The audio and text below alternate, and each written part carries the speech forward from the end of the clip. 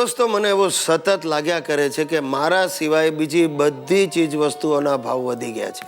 Petrol, gas, diesel, વિમાન ભાડું, વીજળીના દર, શાકભાજી, બધી ચીજોના ભાવ વધી ગયા છે. આ પગારમાં 500નો વધારો થાય પણ સામે મોંઘવારીમાં 1500નો વધારો થઈ જાય અને માણસને સંતોષ તો છે જ નહીં. તમે જોજો, દરેક જણને મોબાઈલ, ટીવી, ગાડી, અરે પોતાની વાઈફથી પણ સંતોષ નથી. પણ ક્યાંથી હોય? કારણ કે આપણી પાસે જે મોડેલ છે એના કરતાં હંમેશા પાડોશી પાસે વધારે સારું મોડેલ જ હોય. બરાબર ને? પણ શું છે, મેં કોઈ દિવસ અસંતોષ વ્યક્ત કર્યો નથી. આપણને શું નાનપણથી જ તાલીમ આપવામાં આવે, પડ્યું પાનું નિભાવી લેવાનું. આ મોંઘવારી ગમે તેટલી વધે, આપણે હવે ટેવાઈ ગયા છે. આ તમે નહીં માનો, આ મારી બૈરી સુશીલા સવાર પડી નથી અને 1000 રૂપિયા માંગે. સવાર પડે ને સામે ઊભી રહી જાય, લાવો 1000 રૂપિયા આપો. હવે તમને એમ થતું હશે કે આ સુશલી રોજ 1000 રૂપિયાનું કરે છે શું? મને ખબર નથી, કારણ કે મેં એને હજી સુધી આપ્યા જ નથી. વળી દુકાળમાં અધિક માસ એટલે મારા સાસરિયાઓ. આ મારા સાસરામાં દર મહિને કોઈક ને કોઈક માંદું જ હોય અને એની સારવાર માટે મારા જ ઘરે લઈ આવે. અને સુવાવડ તો મારા ઘરે જ. એ લોકોના મનમાં એવો વહેમ ઘૂસી ગયો છે કે ગિરીશ કુમારના ઘરે સુવાવડ કરાવીએ ને તો બાબુ જ થાય. સારું છે, હમણાં ઘણા વખતથી કોઈને સુવાવડ થઈ નથી એટલે ઘરમાં શાંતિ છે. અને મારી સાસુ તો બાપા, એને સાલીને જરાક ઉધરસ આવે ને શરૂ કરી દે, બોલાવો ગિરીશ કુમારને બોલાવો. એના કરતાં મને જ ગિરીશ કુમાર પાસે લઈ જાઓ, એમનો હાથ અડે છે ને મને સારું થઈ જાય છે. આમાં થાય શું, છેવટે ઘસારો મને જ પડે છે. અરે તમે નહીં માનો, મહિને 5000નું બજેટ મારે આ કાઠિયાવાડીઓ માટે જ ફાળવવું પડે છે. હશે હવે, મોંઘવારી દુનિયા આખીને નડે છે ને મારા તો માથે આવીને પડે છે.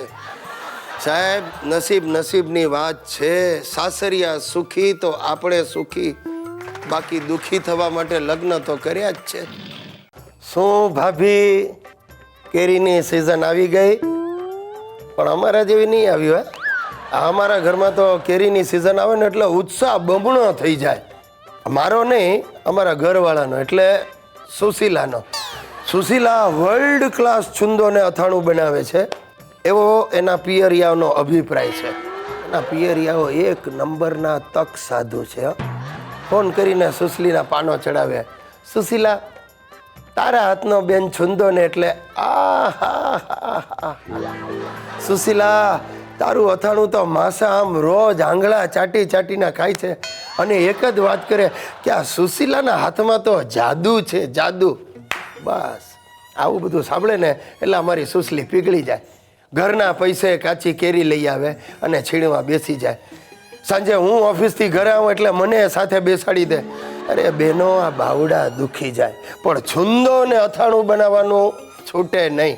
આ સુશીલાના પાજી પિયરિયાઓ એને ભળવીને 5-5 કિલો છુંદો ને અથાણા બનાવરાવી લે ને પાછા પર્સનલી અહીં લેવા પણ આવે ને 2 દિવસ રોકાય. છુંદા સાથે 2 દિવસની ટ્રીપ ફ્રી. અને મારી કાકાની બહેનો ઓછી નથી, એ ફોન કરીને ટોન્ટ મારે, શું ભાભી અમને તો કશું બનાવી જ નહીં આપો ને, અમે કંઈ થોડી તમારી સગી બહેનો છીએ. એટલે સુશીલાને હાડો હાડ લાગી જાય. વળી પાછી બજારમાં જાય, કેરી લઈ આવે, પાછી છીણવા બેસે, આખી એક્ટિવિટી ફરીથી કરવાની. અને મારી કાકાની બહેનો માટે 5-5 કિલો છુંદા ને અથાણાની બાટલીઓ ભરે. સાહેબ, આખી એક્સરસાઇઝમાં આ છુંદો ને અથાણા બનાવવામાં મને સરવાળે 20,000ની ઉઠી જાય.